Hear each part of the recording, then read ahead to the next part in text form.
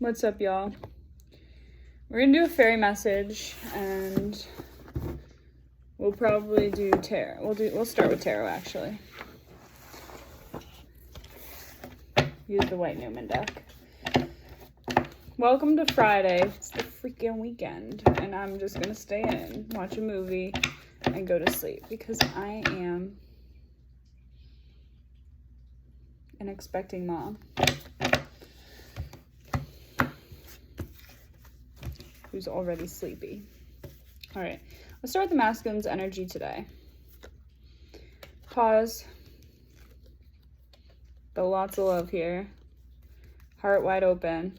Lots of passion. Very sexual energy right now. And ready to start this new relationship or new beginning, a new chapter. Making a choice. There's a choice that needs to be made right now. They're using their intuition to make this choice. And they're going to express love. So my coworker that shares a kind of cubicle with me, it's like kind of a jumbo cubicle, and I'm on one side, she's on the other. She got random flowers sent to her at work today, and she thinks it's from her friend, but it just said, I love you. It said, I love you in Spanish, like te amo or whatever it says. You're beautiful. I was like, oh my gosh. But she's like, oh, the father of her kids is not in her life either. So she's like, I don't think it was him because he doesn't know where I work. So she thinks it was her friend. I was like, oh, damn. All right, so there's a victory here. Because he's the emperor. He's ready. He's going to be his emperor self and communicate. There's some snake energy in trying to stop this communication. And that's why he's not quite ready, but there's some fear. They're trying to give him fear. That's essentially it. Any kind of fear they can put into the energy that's gonna keep him from any kind of conflict, that can keep him from this divine feminine. That's what their role is, to try to keep these two apart. Because once they get together, magical. It's magical.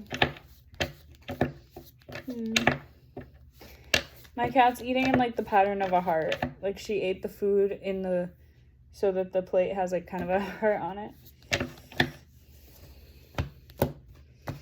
All right, so we're going to get feminine's energy.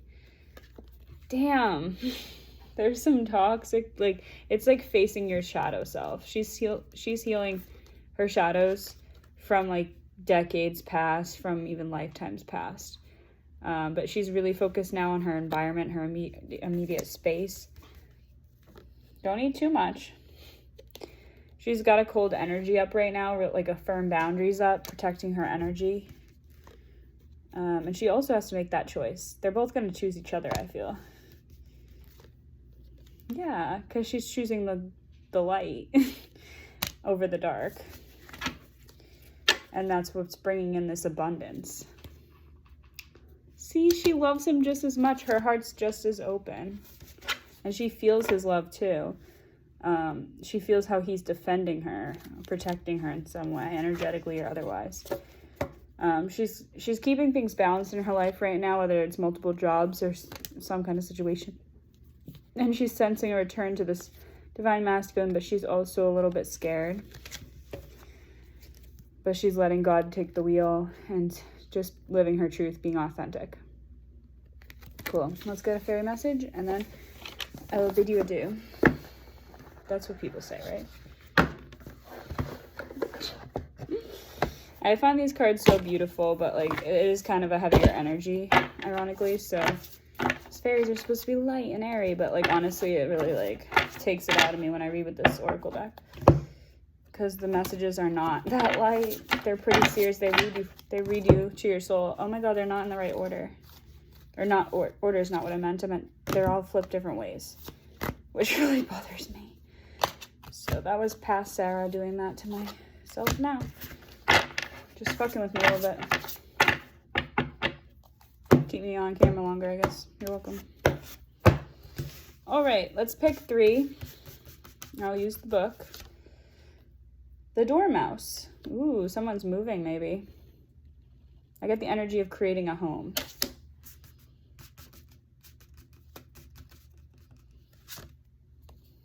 When fairies go bad, It's kind of a hot energy though, but like they're kind of cool looking, but like, ooh, darker energy there.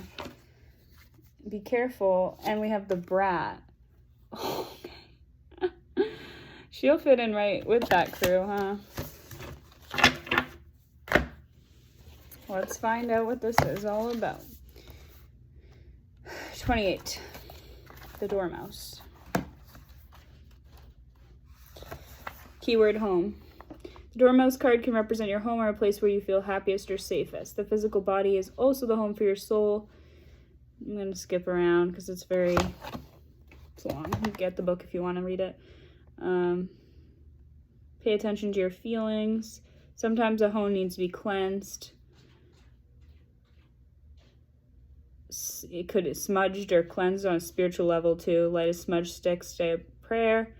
You know what I do? I don't do smudge sticks, or I've lit like Palo Santo or whatever in the past, but like I honestly don't even do that anymore. Right now I just light candles. That's all I do, and that's like my cleansing.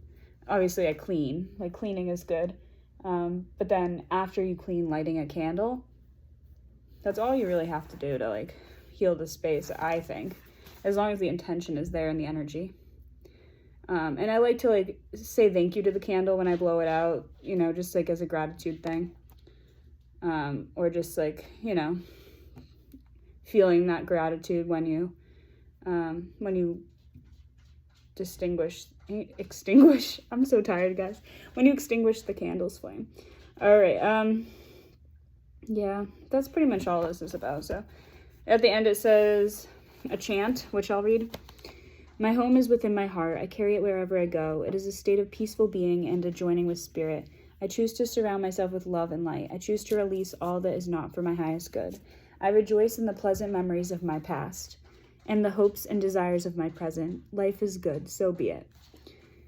I guess I'll talk.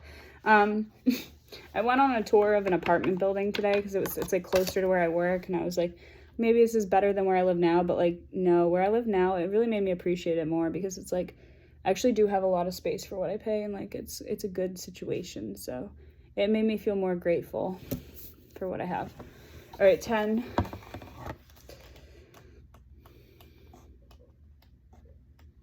When fairies go bad, keyword surrender.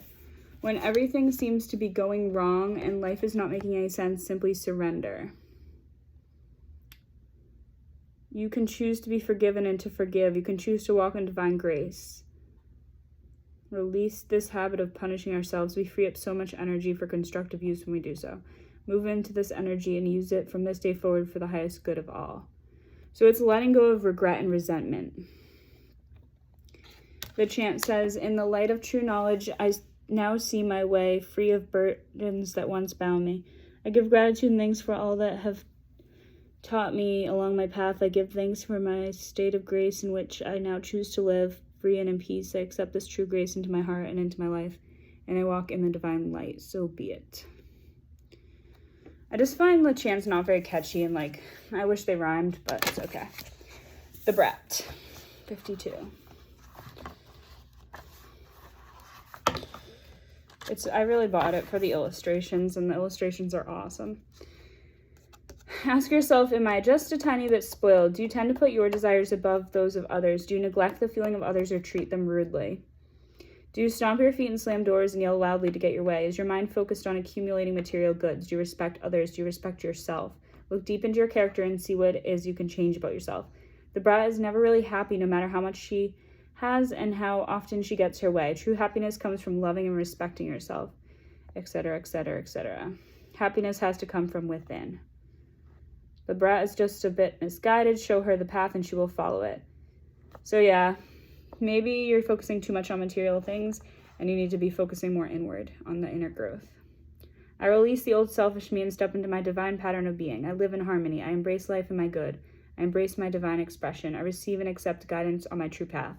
I am open to my good, so be it.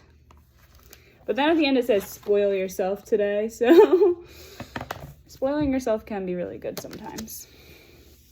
That's it. That's the message. Later.